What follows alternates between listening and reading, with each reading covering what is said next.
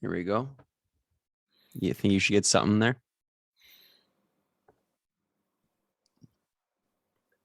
There we go. All righty.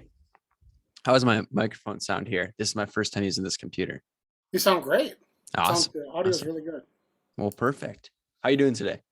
Good. My only thing that I want to warn you about is that we had really bad storms over the weekend or Okay. last night. So Yeah. there's been some choppy electric issues. If something Mm-hmm. happens, that's what it is. But so It far, I worked all happens. day today and I've had no issues. Gotcha. Do you work from home? Hmm. Gotcha. I'm at my desk right now. I don't work from home, but this is my office. My boss lets me record my podcast in here when it's local people. Yeah. And then yeah, it has better internet than my house does. So I figured I'd just come here for it. Right on. Well, Scott, is it Scotty or Scott? Scotty's fine. Scott, okay. Right away, I guess let's just have them introduce you, or I'll let you introduce yourself to the listeners. You'll do a much better job than I could ever do. So I'll let you just go ahead. Sure. I'm Scott Kummer. I'm a attorney by trade, and then a podcaster and a race director, and kind of an event organizer and connector person extraordinaire, and do a whole bunch of things in the running world completely by accident and not by design. Gotcha. So where are you originally? I know you live in the Chicago area now, but are you originally from Chicago? I'm originally from a town called West Allis, which is right outside of Milwaukee. So I grew up in the metro Milwaukee area, but in the suburbs. So like basically when you picture like starter houses in the suburbs of a big city, lots of families, little tiny houses, everybody knows everybody, just kind Mm-hmm. of like the picturesque, Americana upbringing. Gotcha. And then, so I don't know much about the Milwaukee area. I've been there a couple times, and then the Chicago area. But what brought you down south to Chicago? I came down here for law school, and Okay. then when you're in your last year of law school, you get a job clerking for a firm, and then that firm extends you an offer, and then it became, do I want to stay here and work with that firm that I've been working with for a year, or go back to Milwaukee and kind of start over? And so I elected to just stay here. It felt like home, and I've been here Mhm. ever since. It's only 90 minutes from home, so Yeah. it still feels like I'm somewhat close. Yeah. I used to travel. Well, so I'm in Fargo, North Dakota right now. And I went to grad school at Ohio State. And so when I would come back and forth, I would go all the way to Milwaukee and just go straight south to Chicago to avoid the tolls, or the best you can. But ultimately, it's not really worth it, in my opinion. You add like an extra hour and a half or so. But seems to be a quick little spurt between the two there. What brought you to do into the law school world, and what made you decide to do that? Well, I was a kind of a screw up college student initially, and then I took some time off and partied, and kind of spent some time working in restaurants and seeing a lot of people around me that weren't really going anywhere, which scared me enough to say, I should probably get back into school and come up with a plan, because I'm cooking next to a guy who's like, mid 40s, saying one of these years I'm going to go back to school. I'm thinking I don't want to be that guy. Hmm. So I went back to college, the second time as a little bit older. I was maybe, I don't want to say like 2, 3 years off, not, a Hmm. long time. But, that time away and then coming back had a lot more focus, and I did a lot better. And I kind of felt like I could do anything. And I decided that I wanted to go to law school, not really having a plan of what I was going to do after I got my law degree, but it was a good enough incentive for me to go back to undergrad and get good enough grades that I had that option when I graduated. So then when I graduated, I applied to law schools, and the first one that accepted me that I kind of wanted to go to was in Chicago, and then that just kind of hooked me in. So that's kind of how I got here. What do you think it is about? So I worked for 5 years in the restaurant industry, um, at Red Lobsters, multiple of them. What do you think it is about the restaurant industry that kind of like drags people to stay forever? who always say they're gonna leave at some point. I never stopped loving working in the restaurants. Hmm. I look back on it and I romanticize it. Even, when I was in high school, I worked at McDonald's. When I was a little bit older, I worked as a waiter in a high-end restaurant. I've been a cook in a high-end restaurant, short order cook, restaurant manager. I've done every single job you could ever do in a restaurant. Love them all. I think it's the lifestyle, it's the people, the camaraderie. I think, there's something very rewarding about, for example, the service side of it, getting people to Hmm. like you and then giving you money, and feeling like Hmm. you're part of their experience. But I like the challenge of cooking. I worked as a cook in this sports bar that had no menu. So it's anything you want, any way you want it, any amount of it you want. Everything was made from scratch to order. And it's just like the craziest place ever, and Hmm. and it's kind of like a place where cooks go to die. But if you're really good at it and you excel, they take good care of you, and then it Hmm. becomes another place, and where you cook out in front of the people, and they're amazed by your skills, and they want to buy you a drink. What I mean? So I like the lifestyle. I like everything about being in restaurants. I still to this day go back to like that restaurant that I worked at, and I'll sit there all day and shoot the shit with people. I love restaurants. Hmm. That sounds like a crazy restaurant. Uh, Oh, yeah. Tell me more. That. I mean, it was so I was working in an Austrian restaurant as a garnier in the kitchen side of it, and basically what I would do is I would spend a lot of time making sauces and starches and things and building beautiful plates, and then the chef would like plop the piece of meat on, and that was Hmm. his only job. And I heard a story about this restaurant. And they're like, you're not going to believe it. There's a big deli case, and you just go and you say, I want that steak right there, and I want some of those Brussels sprouts, and I want a little red sauce, or you just pick out what you want, and then they just make anything you want. And there's like loud music, and everybody's a little bit tipsy, and there's a lot of rich people. It's a very expensive place, and it was like nothing that I had ever seen before. Hmm. So I went back there probably about 2 weeks after the first time I went there, and I got very drunk. And then the bartender had me fill out an application. He said, "You'd be great here. You should fill out." So I filled out an application, and then the owner came down and we started talking. But I was a little too drunk, and in the middle of the conversation, he just kind of said, "You know what? This is a bad time," and he walked away. So I thought I didn't get the job at all. And Yeah. then later on, what I found out is that when they need someone, like when someone calls in sick or they're short somebody, they Hmm. call up the people from the applications. And then if you just stick, you just stick. And that's kind of what happened. They called me in, they needed some help. I stuck around, and then I probably did a good 4 years at that place. Just, and I cooked for governors and politicians and, Hmm. famous people, sports figures. I mean, just anybody and everybody, they all went there. It was kind of fun. That sounds like one of the coolest restaurants. It's Um, called the Fourth Base, and it's in West Milwaukee, Wisconsin. It's right by the Brewers Stadium, so it's a very okay. very big place to go in connection with going to a Brewer game. Nice. Well, I'll have to give it a try at some point when I go through there or through the Madison area. But so I guess like the reason I kind of like brought you or thought of asking you to be on the podcast was when you gave the race intro at the Sugar Badger trail race a couple weeks ago. You just kind of had this like exuberant personality. Um, do you think like obviously that role kind of fits you perfectly? Like I felt so comfortable getting ready for that race, and it's like it was just so welcoming to the environment of the start and couldn't wait to finish almost. So the pain was done, but also because it seemed like such a friendly environment. Do you think that really, what kind of like personality do you think you brought to the restaurant industry as a server or as a cook where they they saw you come into the restaurant and they wanted you to start working with them when you were drunk? Um, you obviously have a flair to you that draws people in. What do you think that is, or where do you think that kind of came from?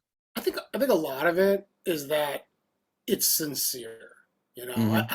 I talk to a lot of people that people come to me and they'll say that they're going to talk in public, or they're going to give a speech, or they're nervous, or, I mean, I've done, 500, I've done podcasts for 7 years, so I've spent a lot of Hmm. time on the microphone, but then also speaking in front of large groups and things like that has become something that's very comfortable to me. And, I think that what happens is that when you really care about what you're saying, like I'm not standing up there wondering, does Ty think that I look stupid? Or does Ty think I'm dumb? I'm standing up there saying, I really want Ty to hear what I have to say because it's Hmm. going to be helpful to him in his race. I believe what I'm saying, and I believe it's important, and I believe my intentions are sincere. So I kind of leave my ego and my personality, at the door, and it's more of just me stripped down, just being honest with all of you about how I feel, about what I want, Hmm. about the things that I think are important to you.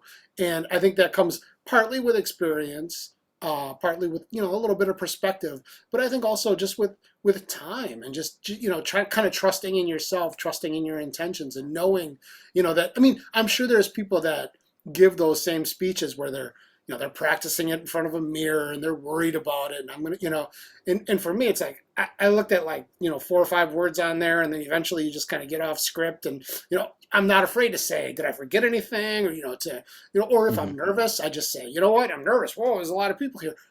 I think that all of those little things, they kind of add up to you just kind of become a good speaker and communicator by osmosis.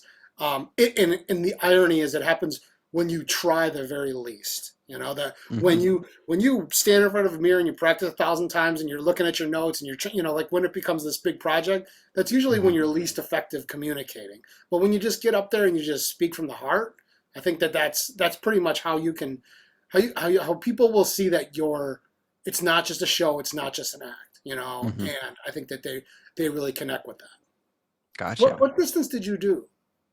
Say that again. What distance did you run? I did the 50K 50K. for Okay, that race. Yeah. cool. Um, that was the first ultra race I completed. And so, um, Very nice. yeah, it was a very exciting moment. I attempted the Matahay out in Western North Dakota, if you're familiar. Uh, Um, it's a trail race that goes from it's in the Badlands of Western North Dakota. So if you're familiar with North Dakota at all, mhm. it's the very far western side of the state. There's a little town called Medora, old western style town, and then it's basically a tourism spot for. It looks like an old west city, and then you start about 50 miles north of it, run through the Badlands, and then you finish in their little downtown. So it was actually a brutal little trail race. And I know it's not the hottest race out there, but it was like 96 degrees all day. Um, no shade throughout the entire day. And it was it was a humbling experience, that's for sure. And I made about 40 miles, and it was left me destroyed, but wanting more. Um, and so I actually must have misread the Sugar Badger um, description, or looked at a different race and signed up for Sugar Badger, because I thought it was a terrain, like a technical race. And then I was pleasantly surprised the day before when I was at a local bike shop in Madison, and they said that no, that's a great little like biking and running trail. Yeah. You don't even need trail shoes. And I was like, Nope. oh, perfect. No, Yeah. it was an amazing race. What kind of were you familiar with the sugar? So it's the Badger State Trail, and the sugar. What's the other Sugar River Trail. Sugar River Trail? What kind of brought you to that area? Well, you didn't get to see the tunnel. There's No. a tunnel there Hmm. that's the reroute where you're going on that road. And this tunnel is like a 120-year-old railroad tunnel.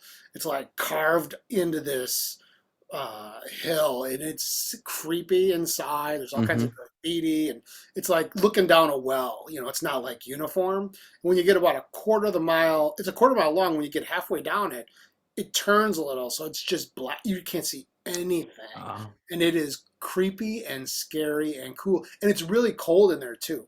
So I went up there. I had I had been an event organizer, run organizer. I started the Flatlander Ultra Runners in Chicago running group. I started an Ultra Runners in Recovery group. Like I had Mhm. put on some fat ass events and things like that previously, but I didn't aspire to be a race director at that time. So I went Mhm. up there just to see this tunnel.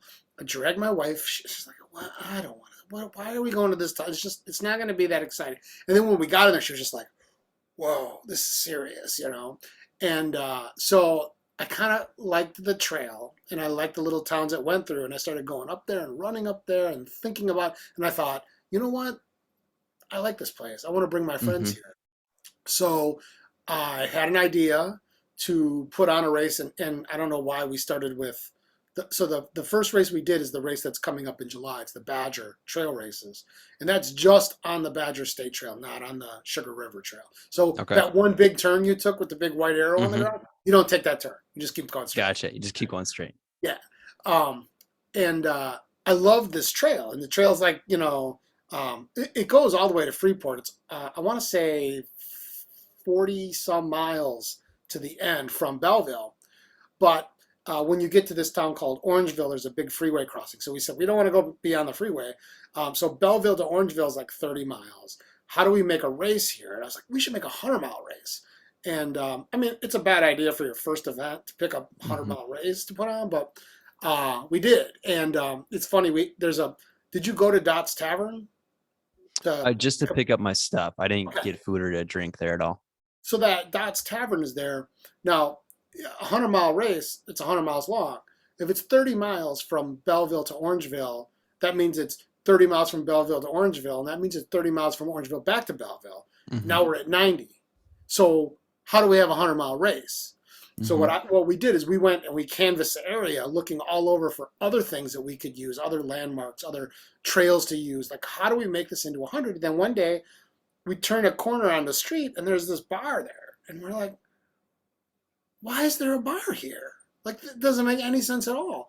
And so we got to talking to the bar. They told us they had no interest in participating. And then slowly but surely they warmed up to us. And then that's why. So when you do the Badger 100, the first time through the course, you have to go to Dot's Tavern, go down in the basement, get a coaster from the bartender, then go back up to the course and run the rest of the race. That's part of our race. But that was where Gotcha. the Badger 100 was born. So that race has a 100-mile, 100K, 50-mile, 50K, marathon, half marathon, all at once. In the first year, we had about 520 people. Was This that year, last year? that was 2019. 2018. Okay. This year, we're creeping up. We're almost to 400. I think it'll probably get a little bit bigger, but we have Mhm. 145 milers. So it's a big 100-miler.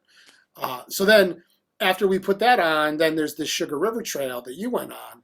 Now you Mhm. didn't get all the way to Broadhead where that trail ends, No. and in between where you quit, not where you quit, but where you turned around, Mhm. in Broadhead, there's like a long covered bridge, and there's like a little river you run by. So we just wanted to come up with another race that utilized that trail as well, and then we kind of launched the Sugar Badger, which is 50-mile, 50K half marathon, and it starts at the same place in Belleville, Mhm. and then finally um, in October we added another race, which is we call it the Last Dot Standing 48 and 24 hour, and what that is there's a 48-hour event where you start at 7 a.m. and you can just run for 2 days as much as you want, back and Mhm. forth to Dot's Tavern from Belleville. So it's 4.2 miles each way.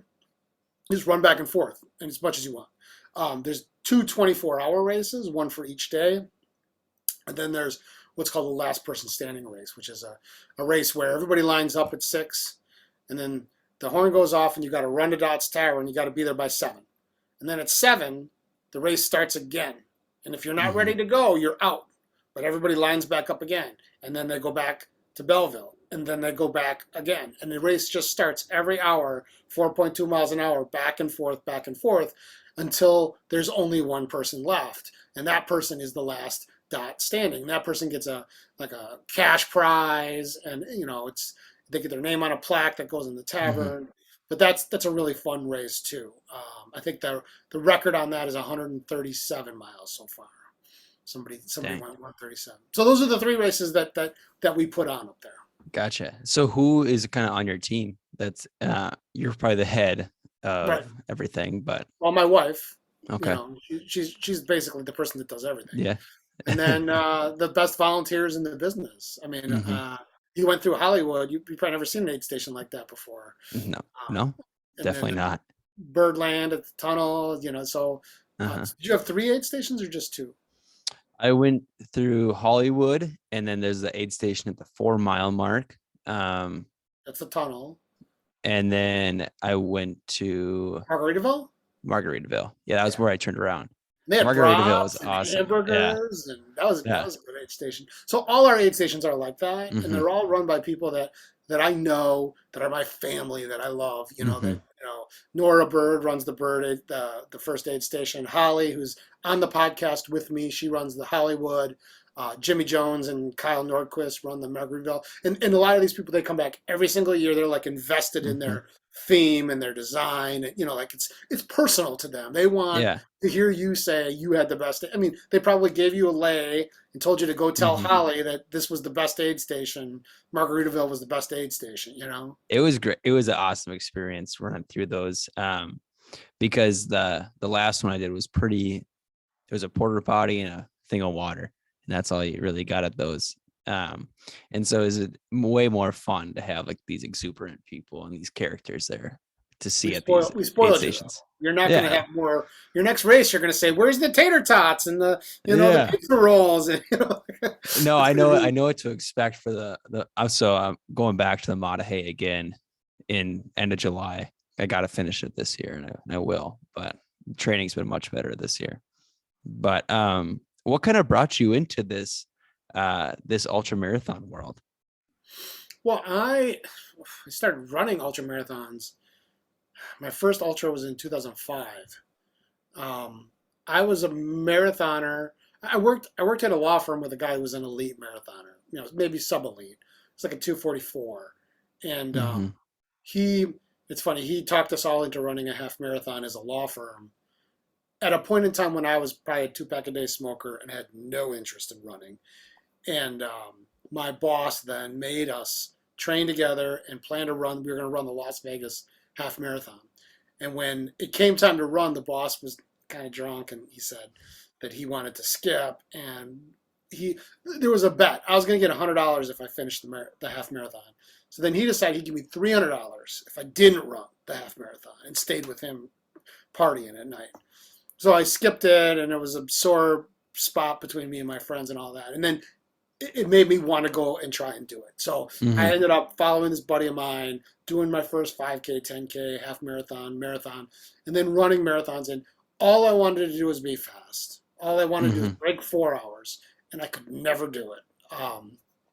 And so at some point, I would say right about the time I got married, which was maybe 2008, I just kind of stopped. Just wasn't interested anymore. Hmm. And I read a book by a guy named Mishka Shubale called The Long Run. And it's about his battle with alcohol and drugs and how he used running to help him to get sober and stay sober. And I'm Hmm. a recovering alcoholic. I'd been sober for maybe 20 years when I read this book.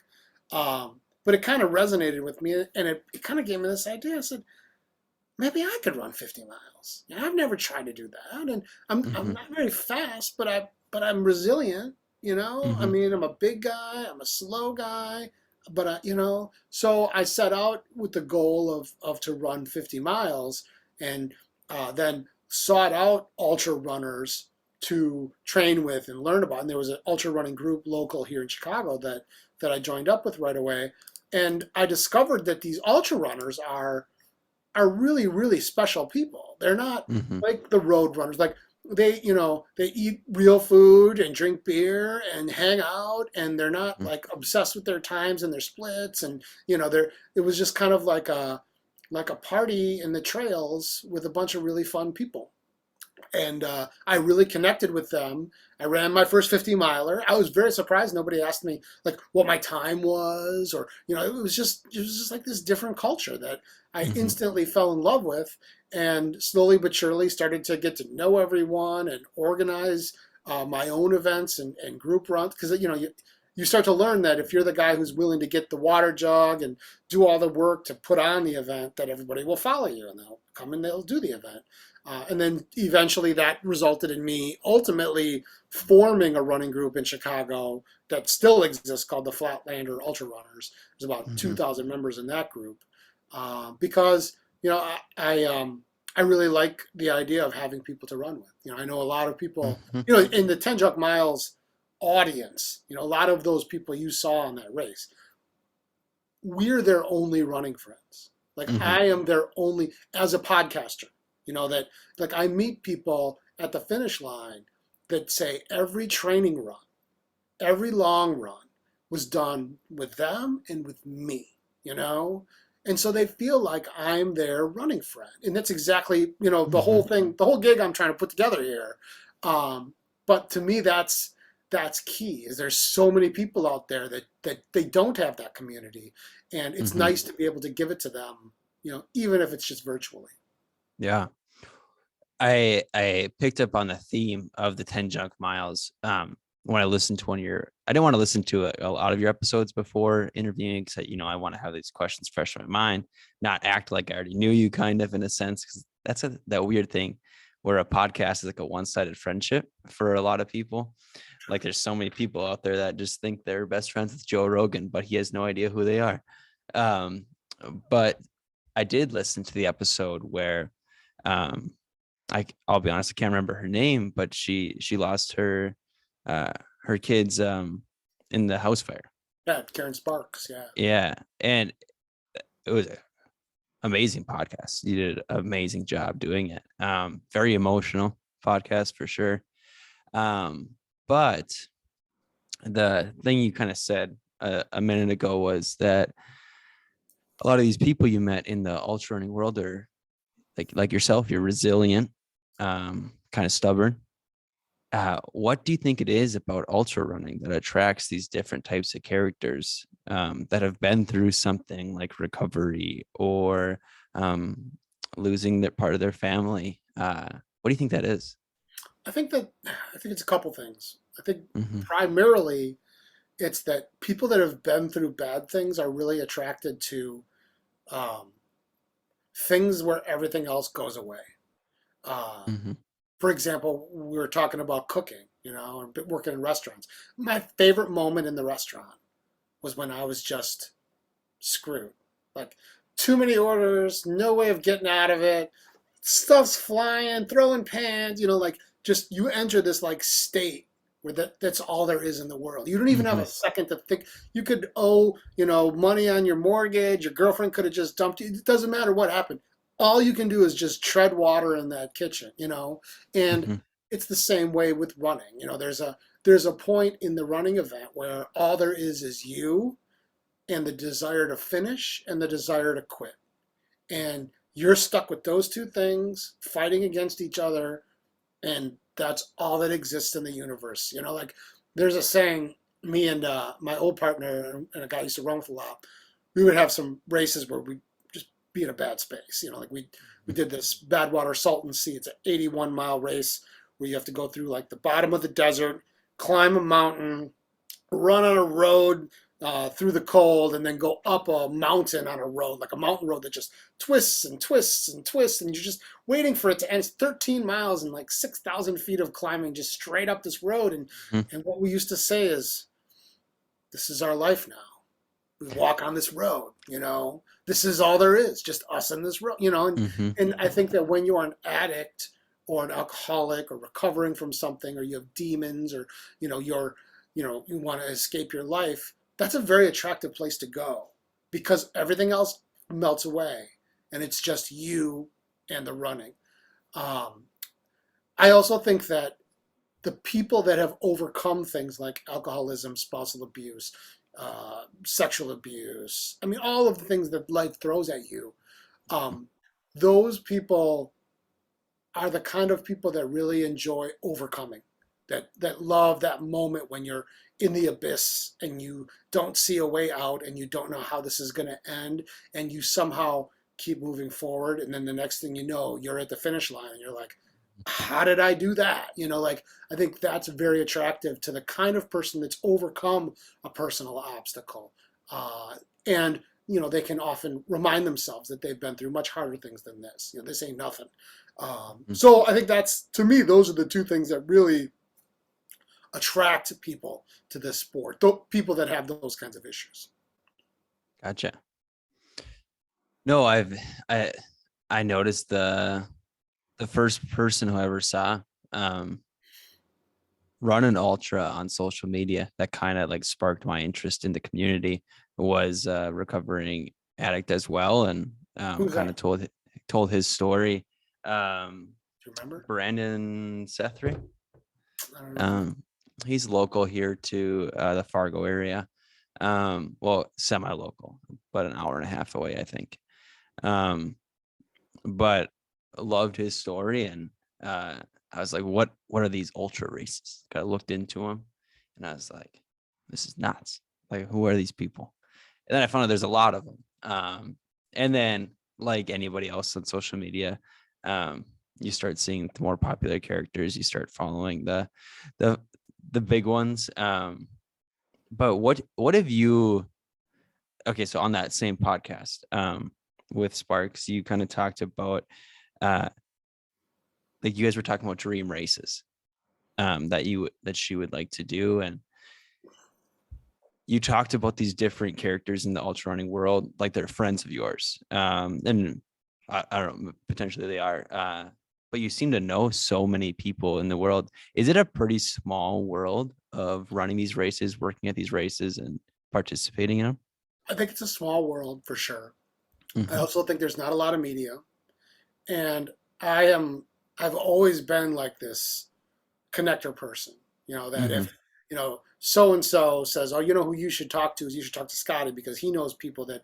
And and it's not that I get anything in terms of like uh, a prestige or anything from being the connector, but I like people. I know a lot of people. I remember a lot of people, and I'm really good at like bringing them together. Mm-hmm.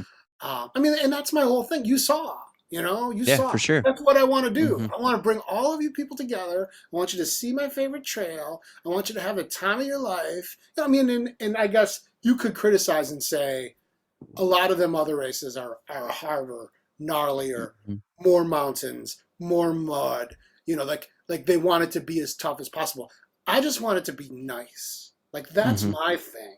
I want you to just have a nice day in the woods with your friends, and go home and just be like, that was really nice. But yeah, so I mean, I think I know. I mean, also keep in mind, I ran an ultra in 2005. Mm-hmm. I've done 500, 600 podcasts. You start to really know a lot of people. Yeah, I've been yeah, in a for lot sure. of races, been in a lot of races, had a lot of people cross my finish line. At the end of the day, I mean, if they're an You're ultra runner, I'm probably going to know them or they're going to know Yeah. me or both. Mm-hmm. So you said you've been doing podcasts for 7 years now. Is that correct? 50. We started in 2015. So yeah, 7 years. Yeah, 7 years. That's pretty early for the podcast game, definitely. But what kind of drew you to starting that? And was 10 Junk Miles your first one, or was that a different podcast? It's a great question.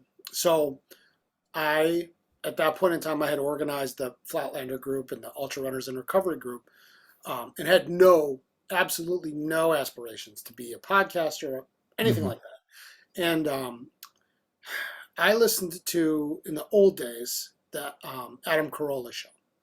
And Adam Carolla had a news girl named Allison Rosen, who's no longer, she hasn't been on there in like 5 years. But Allison Rosen had a side podcast separate from Carolla called Allison Rosen is Your New Best Friend. And Allison Rosen is Your New Best Friend was her and her, like not A, B, C, D, E, like Z level celebrities, like the lowest level of celebrity there is, sitting around once a week talking about their lives. Okay. Mm-hmm. And then every other week she also did a long form interview. She's probably still one of my favorite long form interviewers ever. If you want to refine that skill, Allison Rosen is really good. Is she But still she's still a podcasting? podcast. Oh yeah, Okay. she's been going forever. So I'm listening to this show with my wife in the car, as you do, and your wife's always complaining about your podcasts. But, and at one point, I think my wife turned to me and she said, why do we care about these people? Like, why are we interested in so-and-so's kid? And, like, why?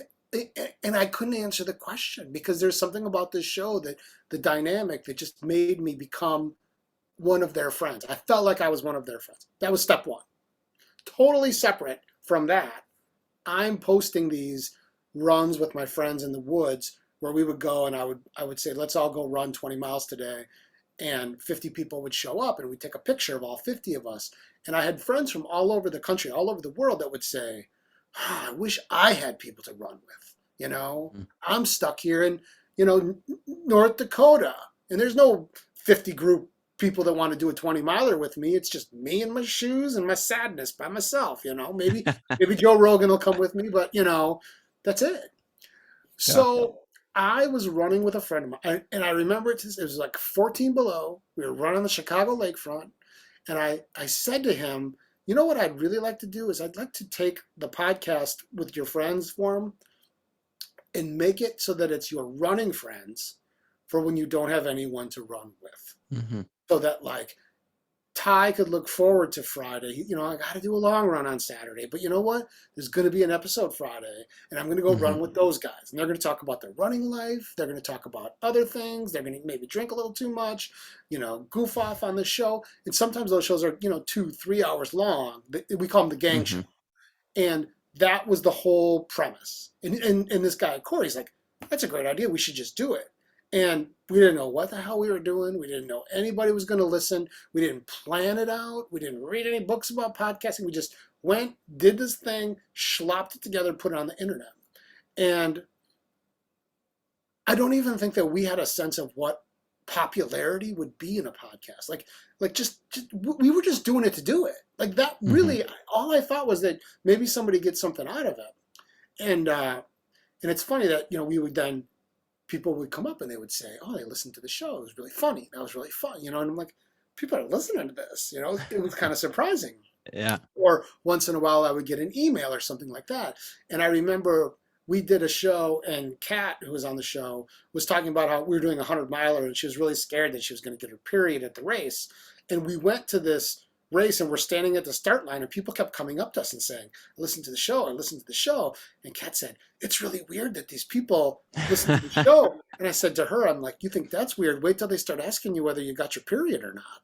And she looked at me in like horror, like it didn't even dawn on us that anyone would listen to this. Mm-hmm. So that trajectory just keeps going up for some reason. And the show that I make is designed to attract the kind of person I want to listen to the show that I make. Okay. Mm-hmm. So if you are, I want to talk about my splits. I don't want to be offended. I want you to stay on topic. I don't like it when there's crosstalk or arguments or people having too much to drink. Stop listening and go away. You're not our target demographic. Mm-hmm. But if you can suffer through and get to know us a little bit to the point where you feel engaged in that group dynamic, then we'll be your friends for life. And it'll make a difference. And we didn't think about that until, so then one day I get an email that says, I don't know how I found your podcast.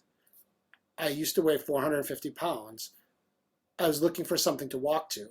And so I started walking and listening to you guys. And then one day I decided to run to the tree. And then I decided to run back. And then next thing you know, I ran a mile, and then 2, and then 5. And you know what? Last week I ran my first 50K. I lost 250 pounds. My life has changed, and it's all because of you. So I'm reading this, and I start crying. I'm like, holy crap. Yeah. We're making a difference in the world. I didn't think about that. I had no idea that could happen. So then the last, there's 2 other parts of this. Briefly, there's these people that, you say, it seems like I know them. There's a lot of people in the ultra running world that I know, or I kind of know, but I really just want to know more about them. Like I want to dig into them. And so I started just interviewing them long form, as long as it takes, Mm-hmm. I've done a 5.5-hour interview. I've done, a lot of 2, 3, 4 hour interviews. They're as long as they're going to be. There's no script. There's no rules. It's just me and them. Kind of like a Rogan type where it's not necessarily a hard interview, but more of a Hmm. conversation. And people really liked them. And I think that a lot of ultra runners think that it's like the way that they can connect with the fans is to come on this show. So then I started doing those, and then the last piece of the puzzle is when the pandemic started. I immediately wondered, how can I help the running community? Because now we can't run, races are Hmm. canceled, everybody's scared. So I started doing these short little 20-minute interviews of people that listen to the podcast. So like, now there's a Facebook group called TJM Nation, and it's the people that are like into the podcast. I have nothing to do with that. That's like a fan based group, but it's like Hmm. 2,000 people. It's madness, and they're very crazy. Um, but those people all get to know each other, and part of that Hmm. happens through the show. Part of that happens through race directing, because once I put on my first race, all the people that listen to the podcast came to the race. And they're like, oh, there's Ty, and oh, there's this guy, and oh, there's that. And now they all know each other. So then they start a Facebook group. And anyway, so I do a 20-minute interview. I did it every day for about 100 days when the pandemic started. Now I just do it on Mondays. It's called Meet the Nation Monday. And all I really ask is like, how'd you find out about the show? What are you training for? What's your little 2-minute running story? Hmm. What book would you take to a desert island? We play a little trivia game, and that's it. So I do those are the three formats of the shows.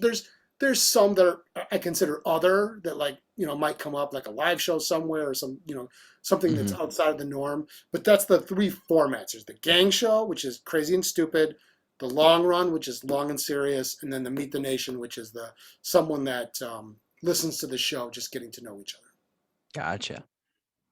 That's awesome. The That's how it came the about. reason for doing all of them is like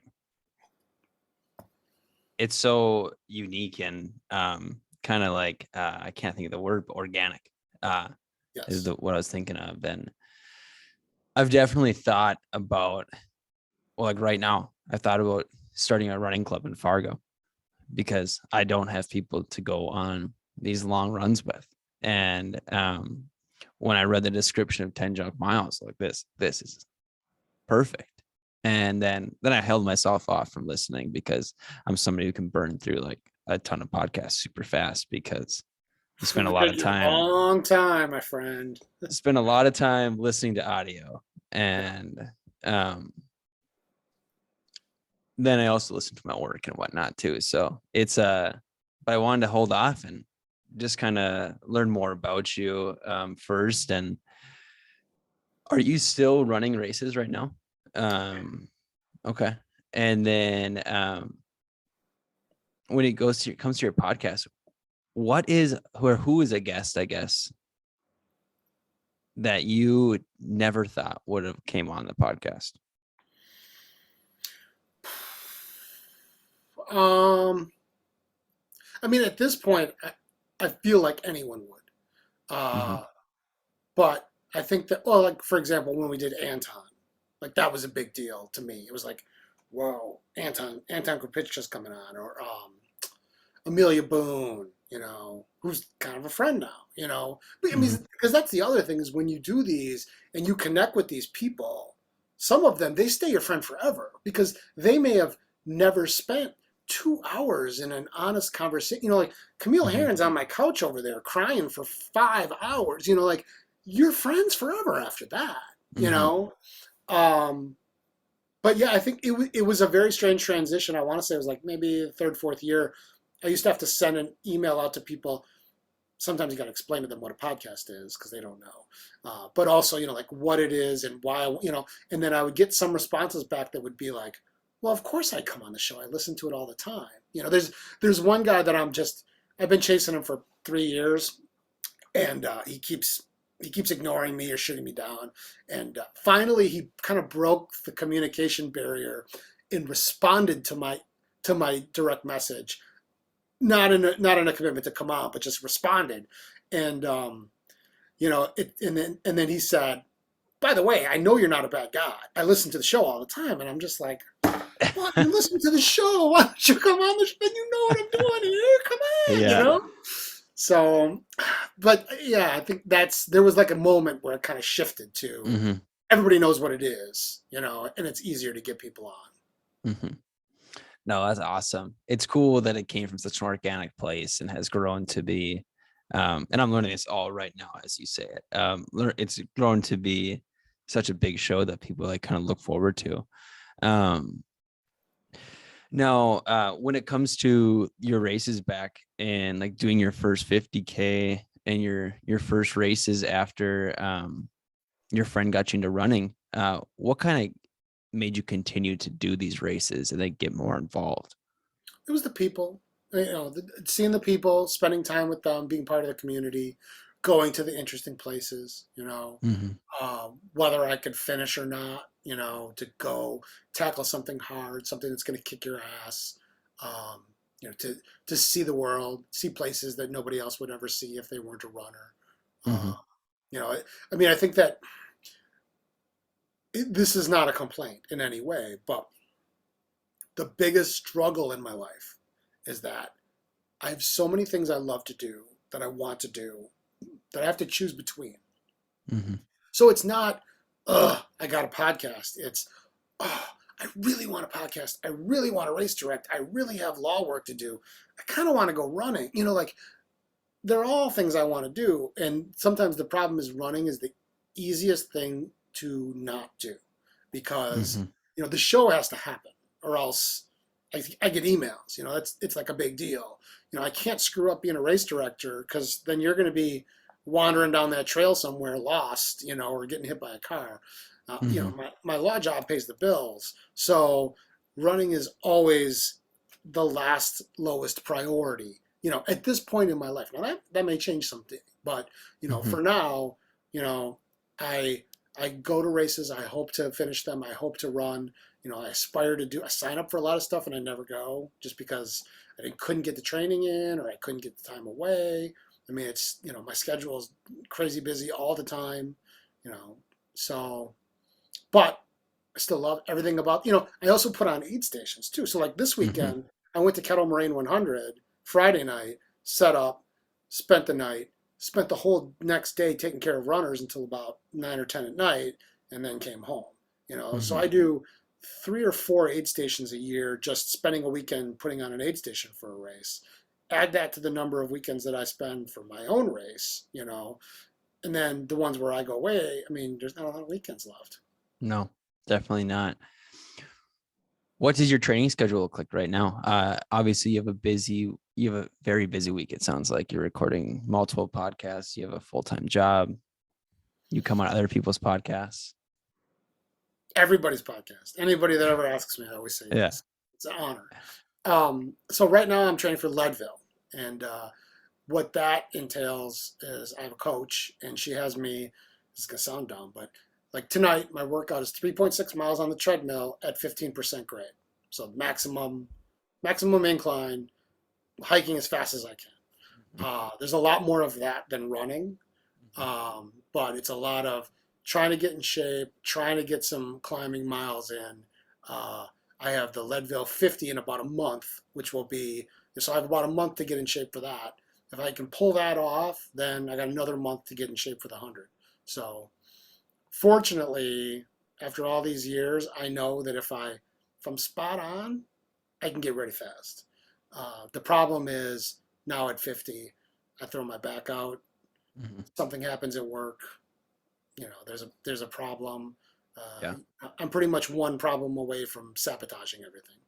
But I'm not complaining because I have a life beyond my wildest dreams. I Mm. mean, it's not a complaint. It's a blessing for sure. Yeah.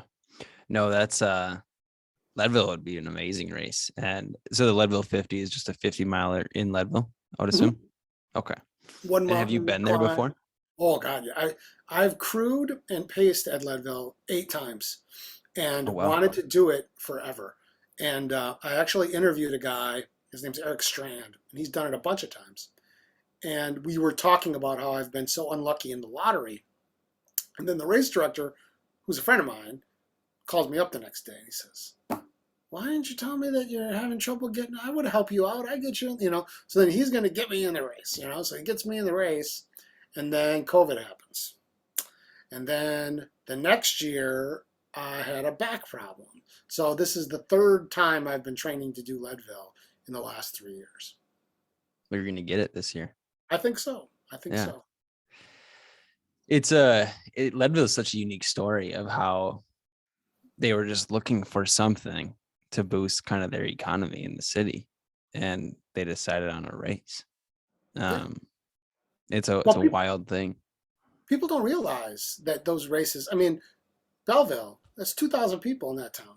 Mm-hmm. I mean, I bring, 2,000 people a year plus their families and their friends, and they buy groceries and they get gas Mm-hmm. and they go to the bar.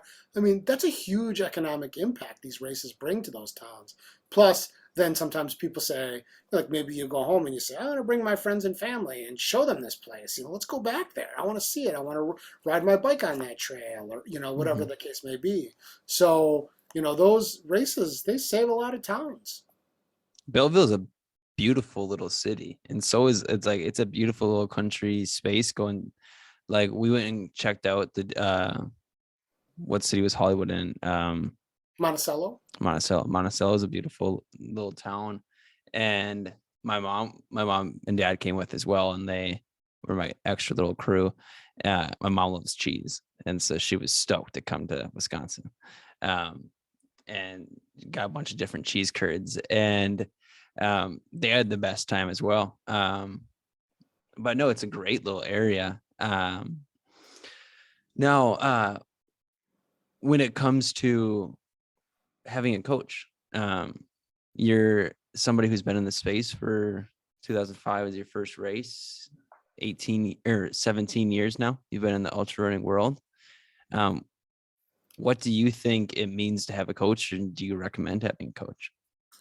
I I think that if you're trying to achieve a distance or a speed that you don't intuitively know what you need to do to get, like let's Mm-hmm. say you want to qualify for Boston, you want to Mm-hmm. break 5 hours in that 50K, you want to run a sub 24-hour 100, things like that.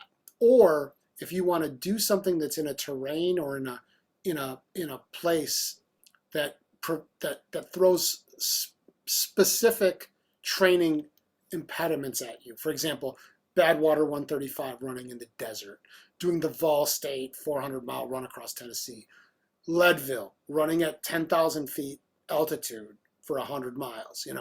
Those sorts of things. I think it's really good to have a coach. I think it's, and my coach, her name's Liza Howard. She's a great human, one of my favorite people in the world. But she's also a two-time Leadville champion in the 100-mile distance, and she trains in San Antonio at um, sea level, so she knows how to get ready for a Mm-hmm. race at altitude while you're living in the flatlands, and knows everything about the race. Now, I mean, a lot of that, someone's going to get mad at me for saying this, but I think a lot of the running coaching industry is, I can pay $200 a week or a month to have so and so be my friend, Mm-hmm. or you might not really need them, or they're just writing you a training plan or something like that. Mm-hmm. If you just love running and you just want to run, I mean, you need a coach, just go run more. The more you run, the better you're going to get, and then you're going to Mm-hmm. be surprised at how fast you get better. But I think there's a place for coaches, and I think that and Liza's really smart. I mean, if I finish, the first person that's going to be responsible for it's going to be the coach. Mm-hmm. Now, there's definitely a difference between, like you said, okay, this is not to be any offense to you, but you're not winning Leadville. No. And you said it yourself, you like to run, but you're a slow runner.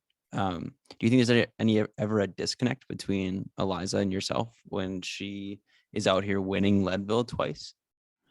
Not between me and Liza, but I think that there can be two different kinds of races. There's definitely the race to win, or the race, the people that are trying to excel, and then there's Mm-hmm.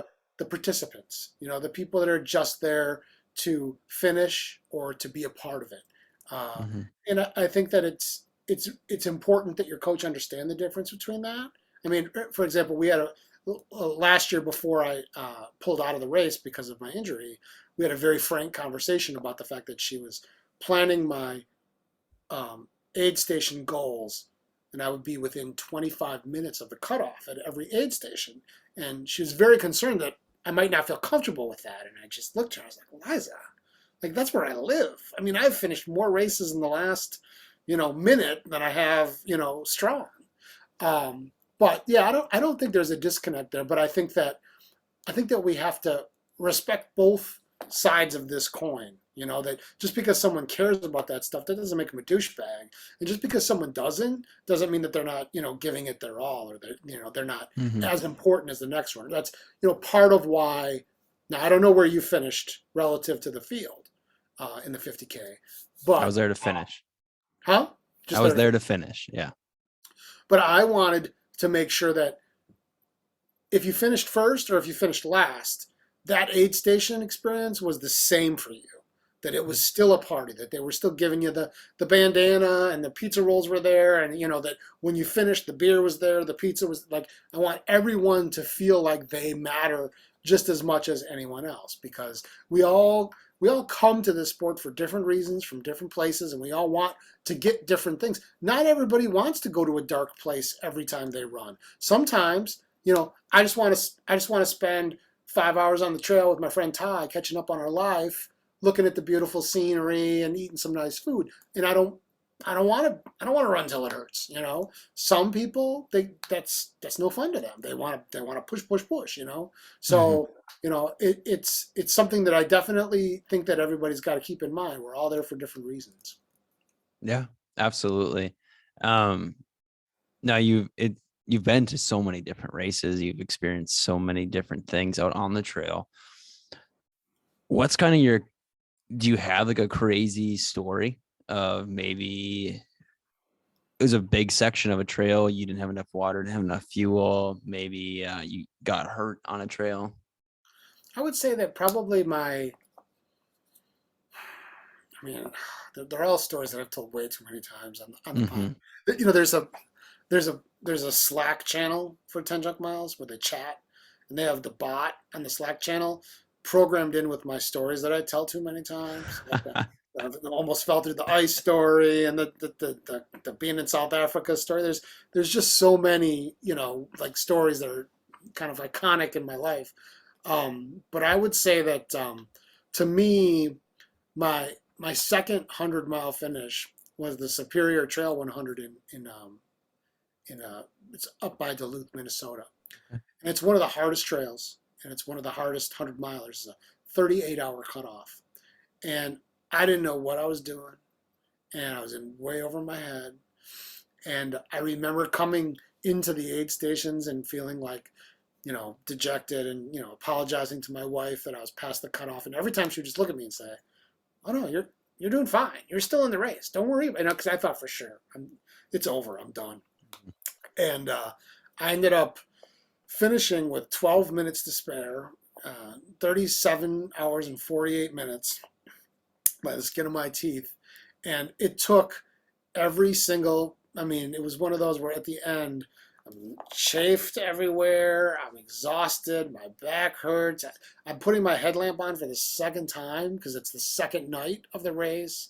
And just, it was like Humpty Dumpty. They were just trying to get me over that finish line so that I could finish.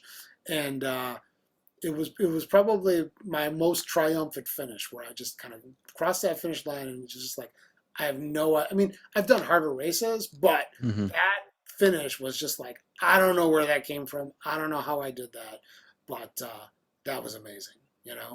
Yeah, the Duluth area is beautiful. Now, where does that one finish at?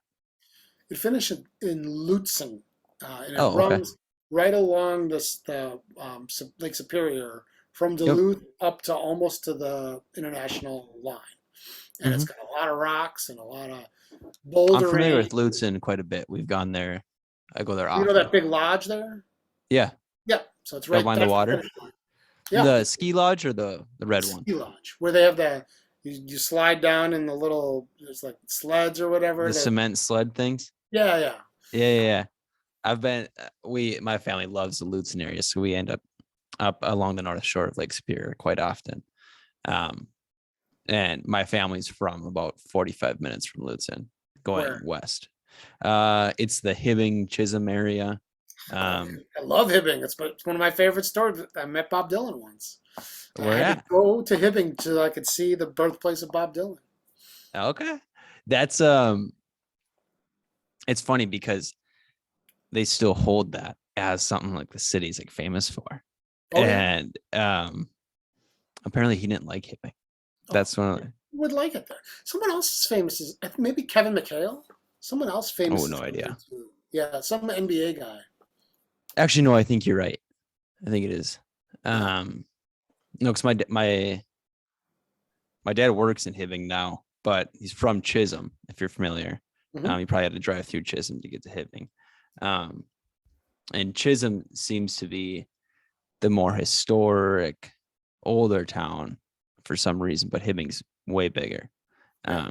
Like that. Well, not way. It's double the size. They're both two small communities. And Bob Dylan grew Uh, up there, so I mean, that's a big okay. deal. Yeah, yeah, yeah. If you ever like mountain biking, they have a great mountain biking In spot in Hibbing, Chisholm. In just Chisholm now. Yeah, it's old mine. That was actually my second trail race. Was at this. It's an old mine pit, and they built these beautiful bike trails along the outer rim. And now the inside of this old mine is a lake, and it's one of the most beautiful spots called the Redhead, I think.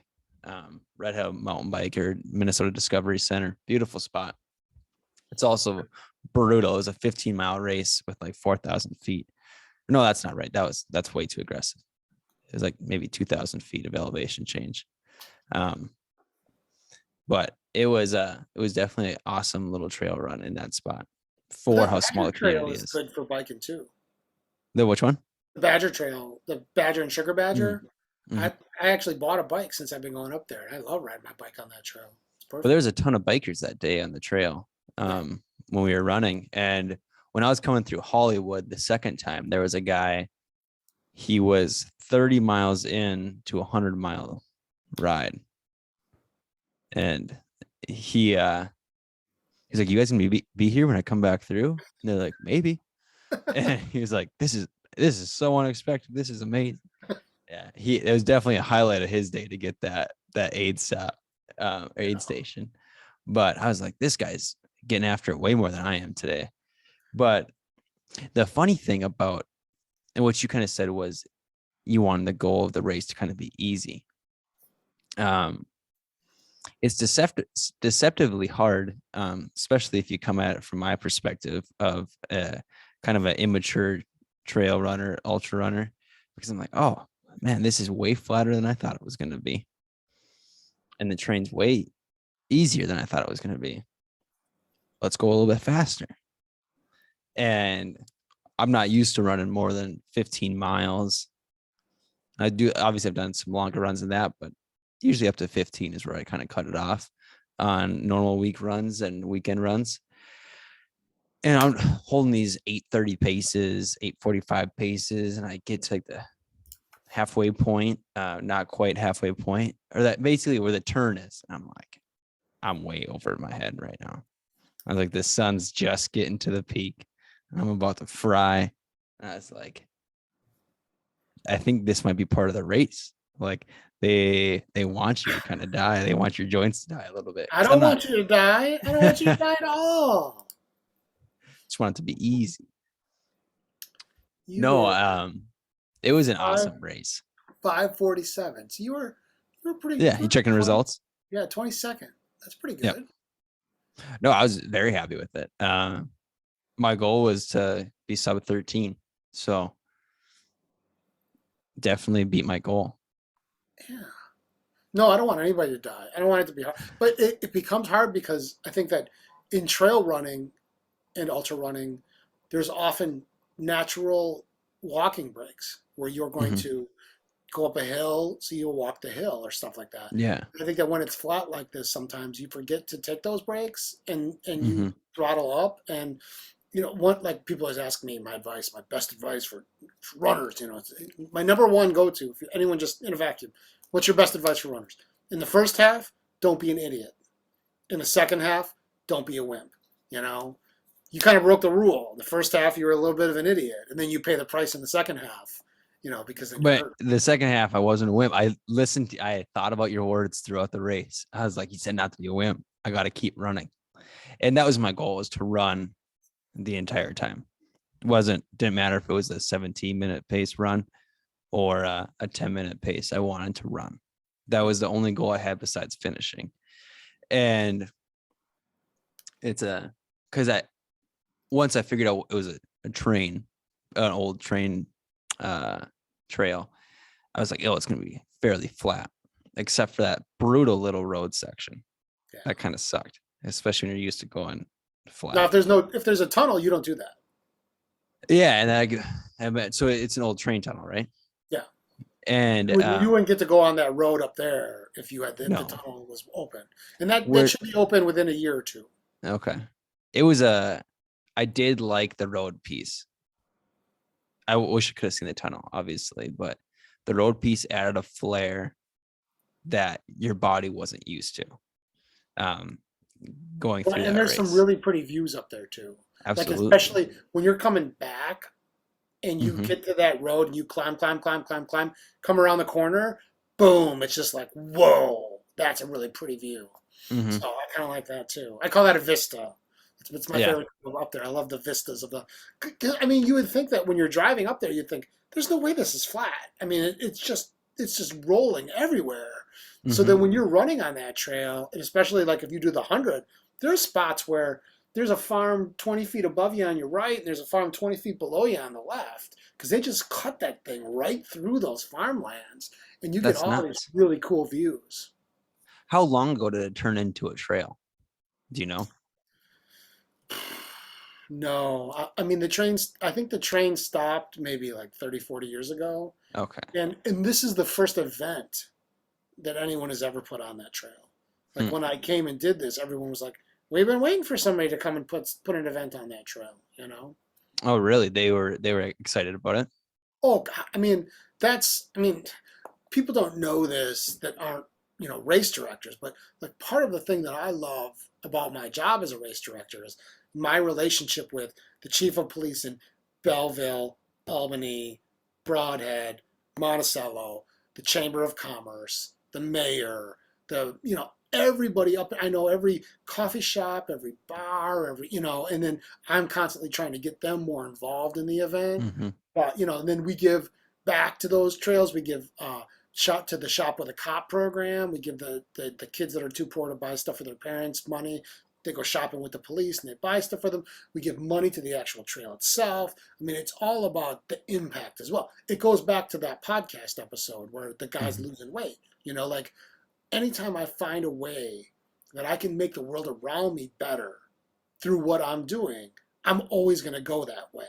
And for some reason, that always comes back. Now, don't get me wrong, it's an expensive race. And Hmm. it can be, maybe not this year because prices are insane, but it can be a profitable race. I can make some money. I mean, I'm never going to make nearly the money that I would make per hour as a lawyer. So it's Yeah. like the hardest money that I make. But I mean, it's kind of nice at the end of the race if you, let's say, maybe the first year, the Sugar Badger, I made like $7,000. You get a check for Hmm. $7,000. That's substantial. But Hmm. you also got to keep in mind, I had to work just hundreds and hundreds of hours. I Hmm. mean, even like race weekend, I probably didn't sleep the 2 days before the race. It's just nonstop.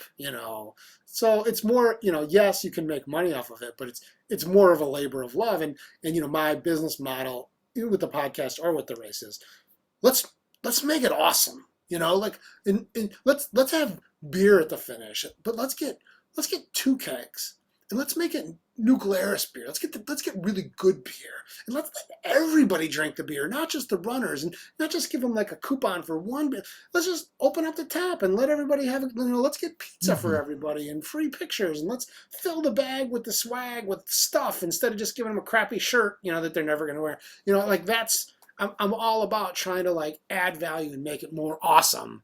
And if someday I make money, that's great. And if I don't, and everybody just says that was the most awesome race I ever went to, that's good too. Yeah. The socks are my new favorite running socks. Yeah, those I are don't good often socks. I don't often run with socks. to kind of toughen up my feet a little bit. It's a controversial topic, I guess, for some people, but Not for it's worked. me. It Not for works for me me. so far. No, if I'm going to do if I was going to do 3 miles or less in the summer, I don't wear socks. You don't wear them? Nope. No, it's I have noticed I can't do it on a treadmill though. I blister up no matter what if I'm on a treadmill if I don't wear socks. So it's like not worth it at this point. But then you're washing Uh, socks for a 3 mile run. Like it doesn't make any sense. exactly. Yep. And then I don't wear socks. I don't wear shoes at work. I have a pretty cool boss. He just lets me wear they're called barefoot shoes. They're nice. I can run in them if I want to on the trail, and got a good nice vibrant sole. Um, and it's a very relaxed environment. So I just change right at my desk here and go. There's a treadmill in the office, and I go there for my lunch break. And he's okay. I don't work super close to anybody, so I can be sweaty for the second part of the day. But being an attorney is your main gig, right? Attorney, yeah.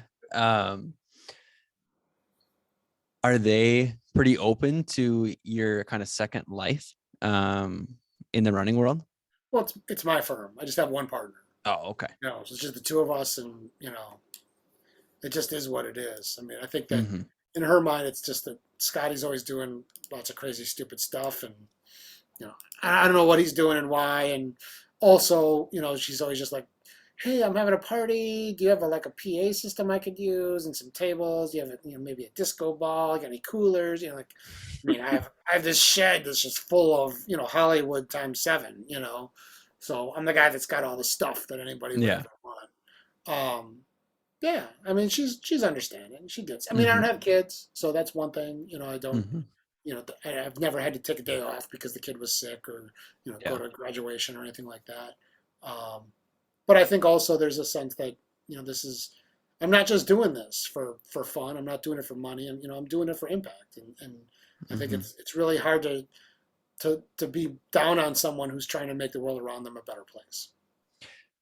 Do you think your outlook on the podcast on uh, helping with these trail races, when you started hearing about impacts you're making, did it change the reason why you're doing it? Or was it kind of always you wanted to help these people out?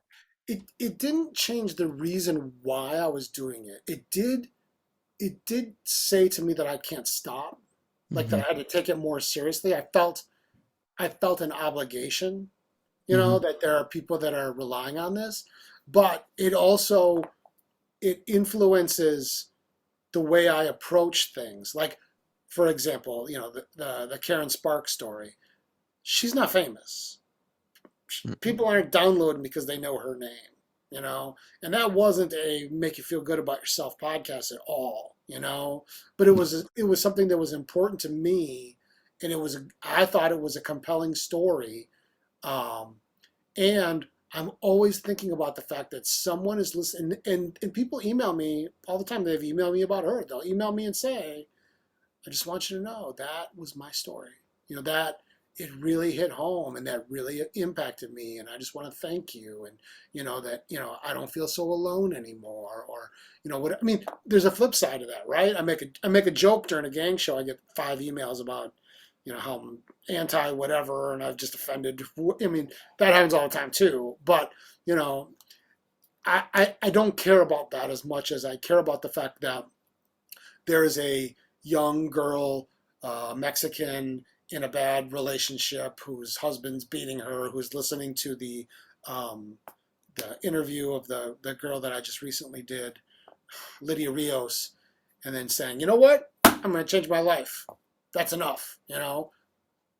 Now, I didn't do that. I don't take credit for it. But the fact that I had any impact in that, the fact that I played any role in that, this is the best thing I'll ever do in my life. It's the most important thing I'll ever do in my life. When I die, people are going to talk about that. They're going to say just some stupid idea, and then all of a sudden, people are changing their lives, and I'm just lucky that I get to do that, and by a complete accident, just complete accident. So I don't know what type of attorney you are, but do you find your work in this space more meaningful or um I'm a litigator, so I do, I'm a trial lawyer. I do mhm, litigation work, and it is meaningful and it's impactful. I've helped people get exonerated who, were wrongfully imprisoned. I've helped people save their businesses. I've mhm, gotten people money for injuries. You name it, I've done it. And it is impactful, but it's impactful in a different way, and it's mhm. not, it's this is way bigger impact than that. Yeah. And that is also tied to my personal pay in a way that this isn't. I make money off the podcast, Mhm, it's profitable, but that's not the motive for doing the things that I do. That's not how I decide, what I want to have. If I just wanted to, have tons of people download the show, I just interview famous people every day and not say anything controversial and try to mhm. be funny and that's it. But I want people to, and I think that we did change things. I think that if you look at ultra running podcasts before 2019, 18, 17, they were shorter, they were uniform, they were all the same. It was a hard interview of a famous runner who was fast. You know, how'd you do what you just did? How did you train? You're awesome. Come back next time. Thanks a lot. Like that was the format. And I think that now, if you look, there are more of these long forms. There are more of these gang shows. There are other gang shows that straight up said they copied my format, and that's fine. I mean, Mhm. nobody's nobody's deleting a show because there's another show that they like more. They're just adding to Mm. it. But I think that we did I mean, and there's a British kind of correlative, this Bad Boy Running podcast in England. They kind of did the same thing, and we did it side by side, and it's really funny that I Mhm. wrote a book, and we keep emailing back and forth, and I'm just like, God, your book is like my life story, But it's and I think that the first time I ever heard about it was from Kevin Smith, the filmmaker that made Clerks, and it was just the idea that just throw out what a podcast is and do what you want people to be a fan of, and then gather those fans. Mhm. So I have the kind of weird people, the oddballs, the strange sense of humor, the community driven types, the bookies, the people that like reading, the people that like media. We have a book club for 10 Junk Miles. We get together on the Zoom, we do book club. I mean, when the pandemic was going, we had a movie club, we had a book club, we had Zoom happy hour, we did all kinds of crazy stuff. But those are my people, Mhm. and I want those people, and I don't want hundreds of other people, even if it's going to result in more money or more success or even more downloads or listeners. Mhm. I don't, I don't think of that. I think of those metrics as how many people have downloaded the show, only in terms of, oh my God, like that seems impossible to me. But I don't think of it in terms of that's the indicator that I'm doing a good job. Yeah. And that's ultimately what would probably grow a podcast, you know, um, to what it can ultimately become. And that's the way I think most people would want it to grow is that organic growth. But it is a very cool story that you kind of just found this niche and you honed in on it. No, that's kind of ultimately what I wanted to learn from you.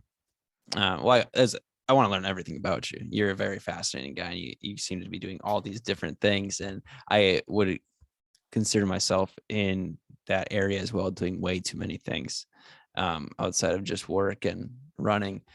But what is your go-to food that you crave after a long run? Go to food after a long run. It's probably pizza for Hmm. sure. I think it used to be peanut M&Ms and Diet Pepsi. I don't know why, but now I Interesting. would say pizza for sure. We do a lot of that here. Yeah, pizza. Chicago, we got good pizza. What's the best Chicago pizza? There's a place called Pequod's, which is kind of off the grid, but it's the best one. It's the best one. Yeah. Is that like from what you've tasted, or is that like what most Both. Chicagoans would say? Both. If you Google best Chicago pizza parlors, Pequod's comes up. Um, Okay. I think that it's the local special. It's more, Gotcha. and the concierge at the hotel probably won't send you there, but if you ask a real Chicagoan, they'll mention Pequod's. Gotcha. The one I had starts with the G. Uh, Giordano's. yeah. Yeah, that's good. That's a serious one. It's in the top 10. hmm Gotcha. No, it's I'm a big pizza fan. Mine's always McDonald's. Did you have that pizza at the finish line? I did. That was fantastic. Yeah, that Like, guy makes a really good crust right there. yeah. I think the best part of it is so he cooks at such well, I was talking to him about it, and he cooks at such a hot temperature. It's like 600 degrees. Makes it Yep. the crust was so crisp. Absolutely loved it. Um, I was making the guy I had on the podcast last week. He's a biathlete. He's one of my friends here, and um, he's one of my only. So not him, but his wife is one of the only ultra runner friends I have. Um, she's doing her residency here in Fargo, and he's you know what the biathlon is? Hmm. It's the shooting and skiing, and met them out on the one of the local trails.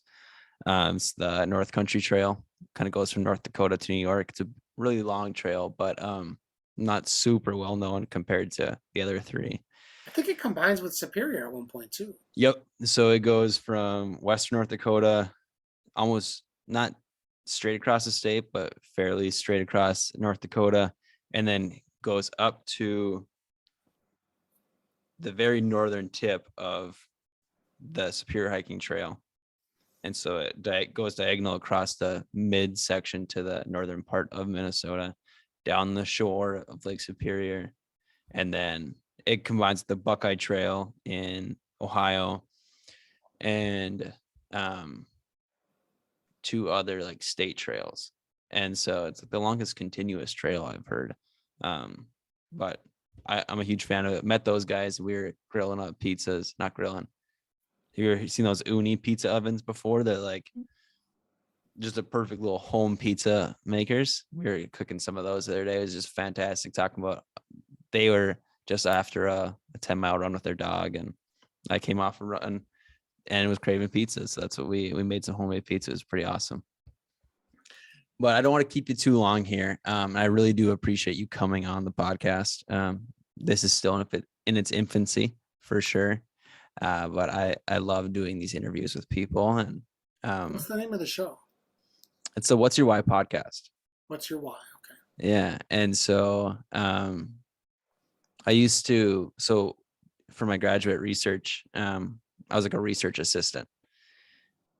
And I started, my first task was doing interviews for second generation agricultural education teachers about why they chose to go into the profession after their father was an agricultural education teacher. And I would say I did a fairly good job for them being basically my first interviews. 4 of the 12 participants cried in the interviews because we got on a pretty good deep level. And I came away from every interview except for one because that guy didn't really want to do the interview. I don't know why he said yes to participating. Almost all the interviews I came away like just so amped and excited. And I was supposed to be an agriculture education major or a teacher. I finished with that degree and decided not to go into the everyday classroom. Realized it wasn't for me, but I was like, I need to go teach right now. I need to go teach students and help them in their lives. Because that's ultimately why I wanted to be a teacher in the first place. Definitely don't do that now, but the passion they had for what they did was awesome. And then my thesis was another qualitative research study, doing interviews of teachers and about why they coach and why they teach. So teacher coaches, and then how the reason they do it's their why, and then how they use their coaching skills in the classroom, how they use their teaching skills on the field. And so that was a pretty unique study as well. And that was super interesting. And I listen to a lot of podcasts. As a runner, I just happen to listen to a lot of media. What do you listen And so I listen to Well, I listen to Joe Rogan. I listen to Cleared Hot podcast. I listen to Jocko. I'm a big reader. And so are you familiar with Jocko's podcast? How he reviews books. I really enjoy that. And then I usually end up going to read those books as well. I've listened to David Goggins' audiobook 16 times. It's one of those where I'm in like the worst part of my run. I gotta flip to this. And it's like my life is very easy compared to his life. I was like, I can get through this run. Have you listened to the Living with a Seal one? Uh yes. Jesse Itzler, Yeah. probably like 6 times. Okay. Yeah, he's I been on. love yeah. Has he really? Oh yeah, I've met him a few times. Jesse seems like a fantastic human. He is, but he's got a motor he makes me seem unproductive. I mean, his Yeah, just go go go go go go go. But yeah, he's a I really good. believe it. Well, just following his like social media assistant, or one of her name's Amanda, I think. He Yes. describes his life as just this crazy zoo. But he seems like this. He's one of those people I aspired to be. Another one is Jocko. Another one's Tim Kennedy. They live these lives where they're constantly doing one thing after another, after another, after another. Like the amount of projects that Tim Kennedy's constantly working on is nuts. Running a gym, opening a school, doing relief in other countries. Whereas I work for a freight company, and we help people move freight shipments. Nothing crazy exciting.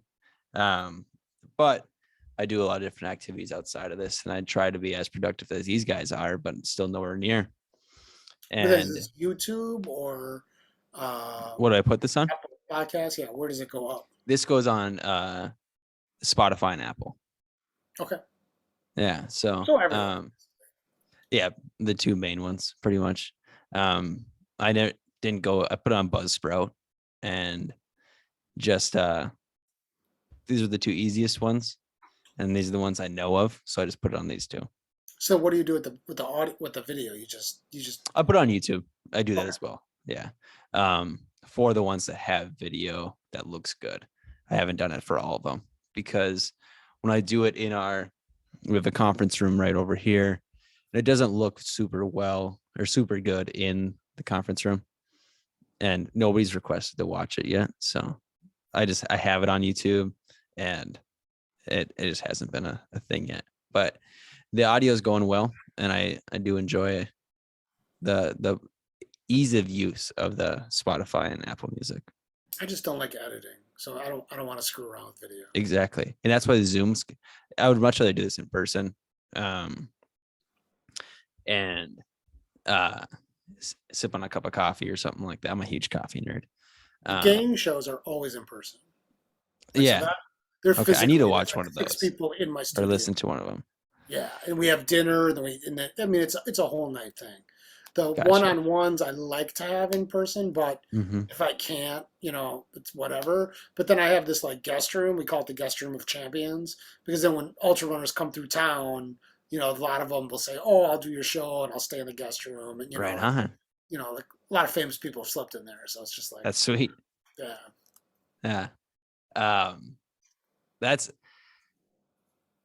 It's one of those things that like you think that a famous person wouldn't want to sleep in. Not to say you're some random person, because these people probably are familiar with you by listening to your podcast, but instead of staying in a hotel or something of the sort.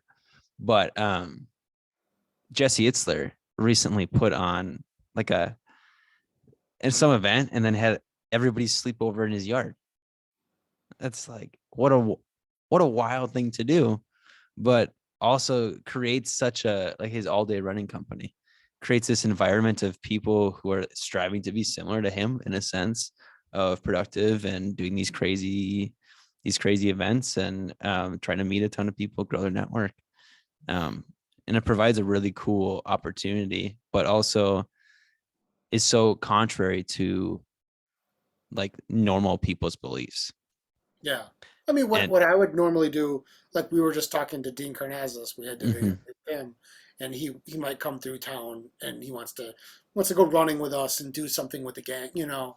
And like for someone like that, what I would want is for him to come and do a gang show on a Friday night and have a little too much to drink and feel loose and mhm. have fun with his friends, and then the next morning, I would like go for a short run with them and then do the one-on-one.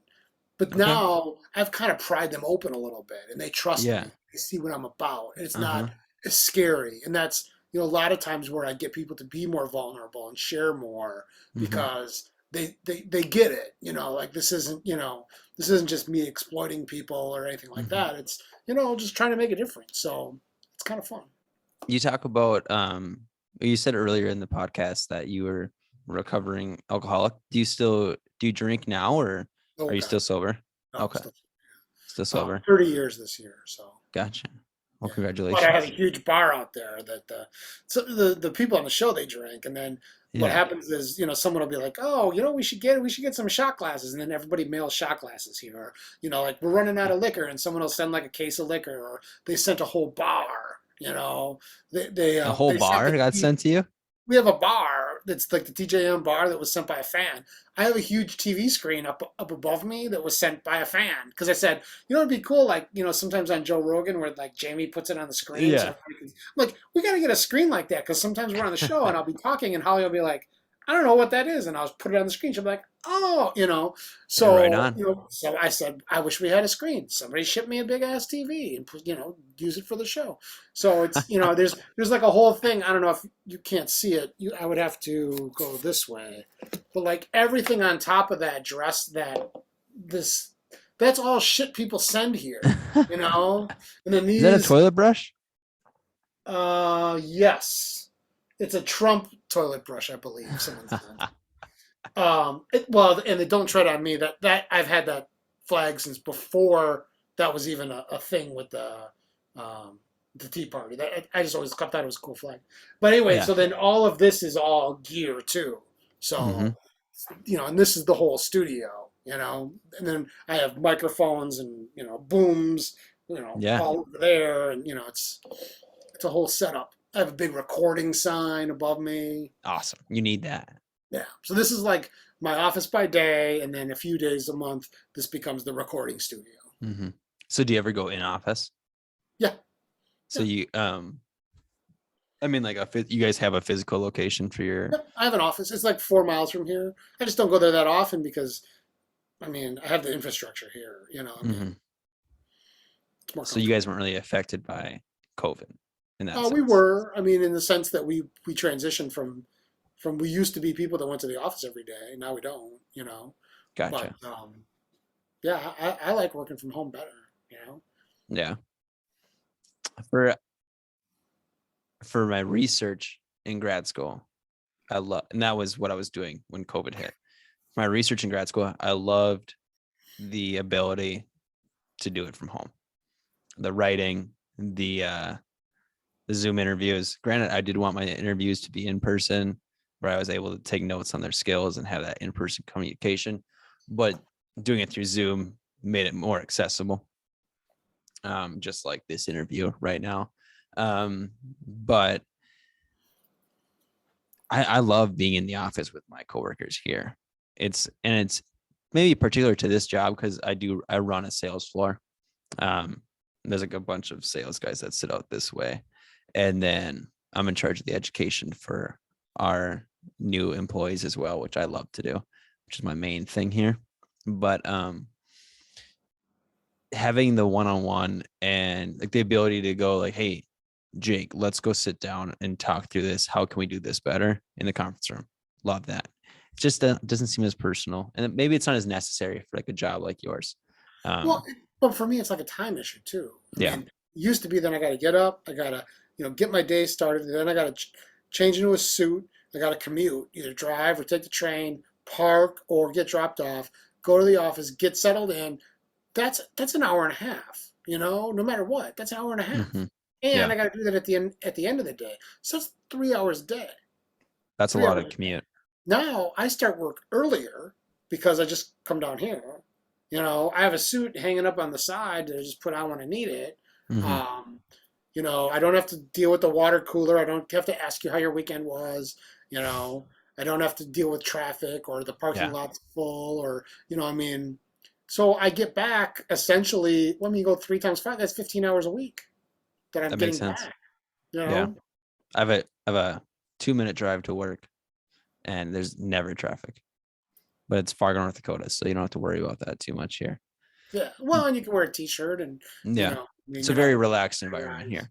As I long got as to you're take an doing what you're doing. elevator. You got to, Yeah. 16 floors up and, Well, I can take an elevator. I usually am not lazy enough to take it though, because it's only about 10, 15 steps. So I'm usually pretty good about it. Are you a morning or are you a night runner? both. Doesn't matter. Both. I'm Okay. I'm I'm an opportunist. Whenever I can, I get Okay. in. You know, Yeah. You're a doesn't Jesse matter. Itzler. Yeah, I mean, you got to do it when you can do it. You Gotta do know. it. Makes sense. Well, yeah, I don't want to keep you too long, and I don't know what you have going on. I'm sure your wife wants to see you this afternoon. Probably. Maybe. Depends how the rest of the day went. But I do really appreciate you coming on here.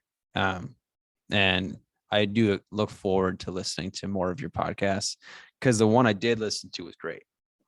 Well, and if Um, you ever have questions or you ever want, there's been a bunch of podcasters that say I've done like a consult with. I mean, not mhm. charging, just free, but like just talking about the nuts and the bolts and the business side of it and the Mhm. everything you always want to ask about podcasting, but we're afraid to ask.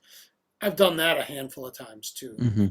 and some people found it really helpful. So if Yeah, after you listen to some shows, you find yourself with some questions, about the business of podcasting, um, yeah, I mean, we've had 4 million downloads, so that's, you know, I don't know how many people stream it, but I mean that's a lot, you it's a know. lot. So Do you guys we've do it live?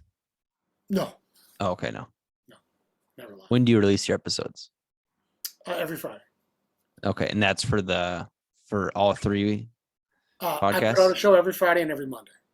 That's Okay, that's my practice. I gotcha. always tell anyone that's getting into the podcasting business the 3 lessons that I was taught that are most important: be consistent, be authentic, and interact with the people that are listening Hmm. to your show. Find a way to get them involved in your show. Gotcha. If you can do those 3 things, and because I know a lot of people that took a week off of podcasting and they never came back again Yeah. because And it's easy to do. that's the one thing I've thought is like consistency and scheduling them out um, ahead of time. I try not to schedule them too far out, just because I want it to be fresh and I want it to be kind of unique to what's going on in my life. Like on Thursday, I'm recording a guy. He's my Brazilian jiu-jitsu coach, and he has a super busy schedule. And I was like, fit me in when you can. He's like, how about this Thursday? I was like, well, I didn't expect that, but let's do it. And yeah, I so always record them when I can. Like yeah.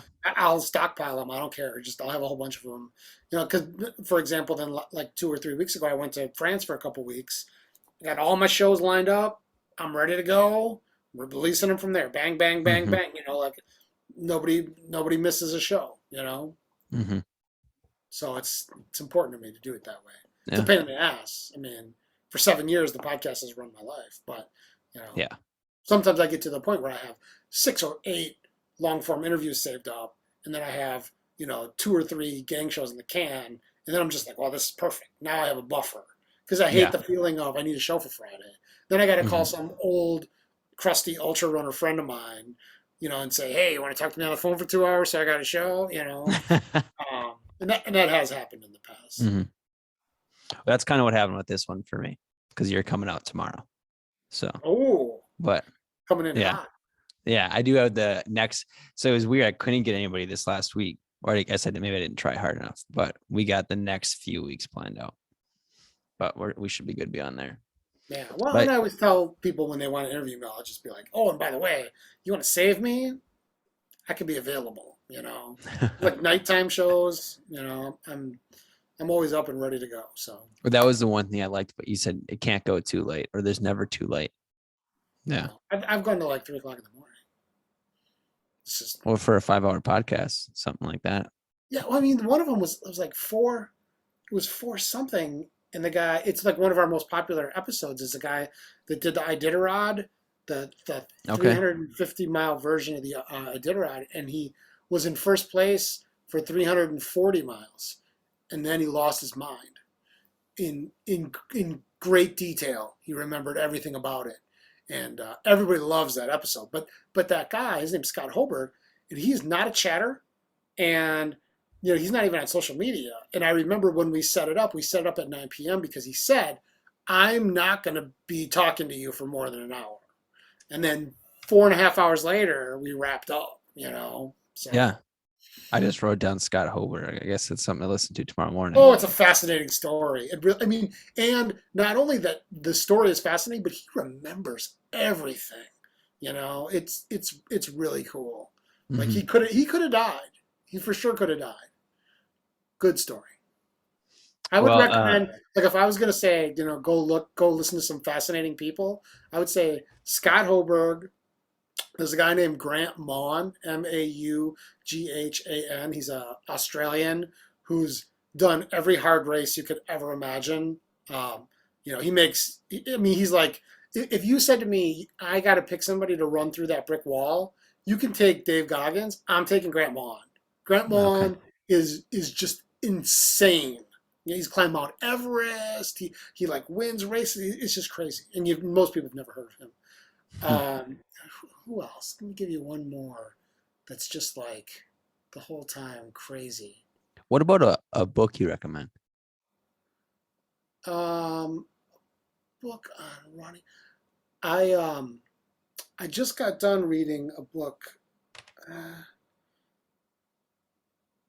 I would recommend On My Way Up by Allison Kirk, Kyrk. She's a friend of mine, and she's an amazing runner.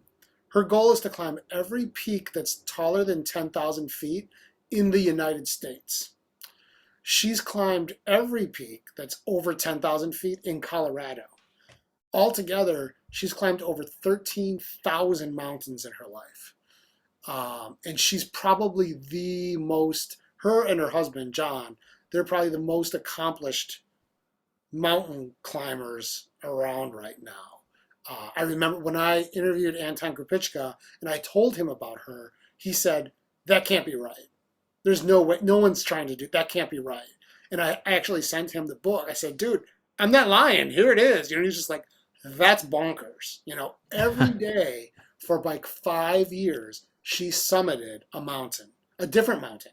She would have to go and summit a mountain Every day for 5 years. for about 5 years. Yeah. So she's a professional athlete, I assume. At this point, yeah, she's an Yeah. Arc'teryx pro, but her Okay. book is about having an accident on top of a mountain, breaking her hip, and deciding that she's going to live an authentic life and changing her life. Very, very good story, very Wow. inspirational, and a really cool person. Really cool. I'm going to be crewing her at the Hard Rock 100 next year. Awesome. Yeah. You plan that late. That's far out. Oh Planning well, that I mean far. that's a big event. That's Yeah, really big. true. You know, That's like one of the harder races, is it not? Hard hard to rock. get into, hard to finish, very prestigious. Hmm. Um, but we had a team for her, and she got injured.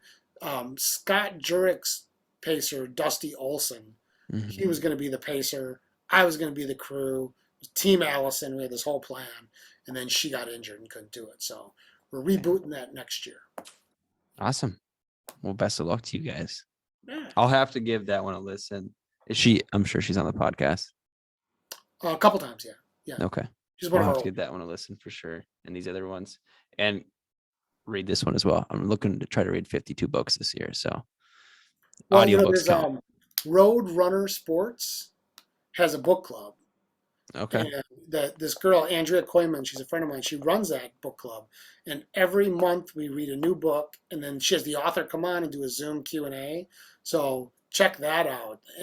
Road Runner Sports Book Club. This month we're doing Ultramarathon Man by Dean Karnazes, and then he's going to come and hang out at the book club. That's awesome. It's all running memoirs too. So Okay.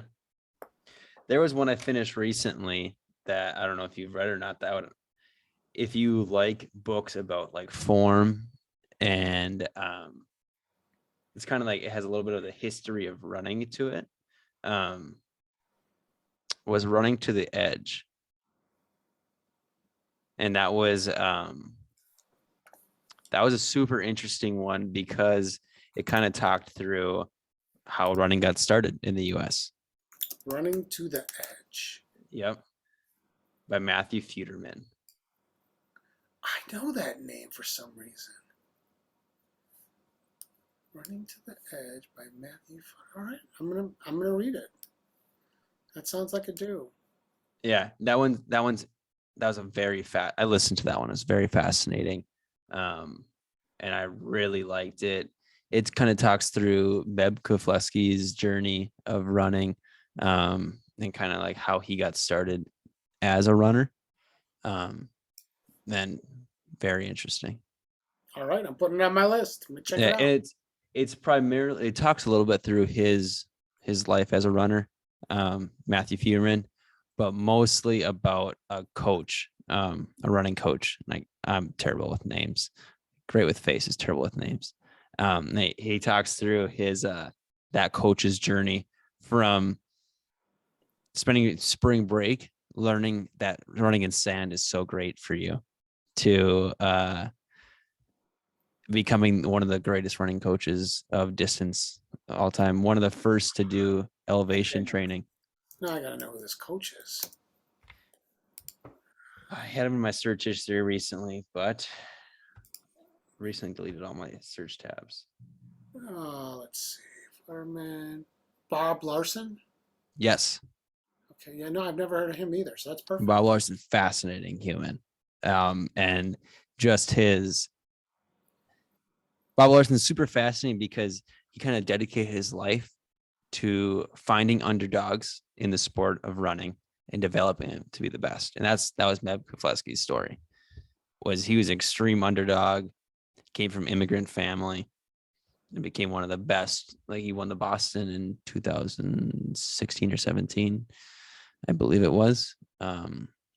He got dropped by Nike and was one of Skechers' first elite athletes. Very, very interesting. While we're on this topic, there's another one. It was I didn't realize it was a nonfiction book until I was about a third of the way through it because I was just on this binge of reading running books, and it's called Once a Runner Oh, I know by that book. very good book. What's the guy's name? I John L. Parker. John L. Parker. Yeah, no, that book I'm familiar with. Yeah. Yeah, and I was like, this can't be real. Like just how did this guy learn about this story from one of the coaches? And then I looked it up, like, oh, this is a fiction book. But some of it's based on a true events because he did win the NCAA championship as a miler. So some of it comes from his life, which is interesting. But yeah. The runner. I'll have to. Is this a Roadrunner? Is it a Facebook group or where is this one at? I think they advertise it on Facebook. Um, let me see if I can send you the link. Okay. We do it every month, and it's really fun. They've read some books that I had. Allison Kirk was one of them, but they've read a few other books that I had never learned about, and yeah. So I'll try and virtual book club. Yeah, Facebook, Roadrunner Sports virtual book club.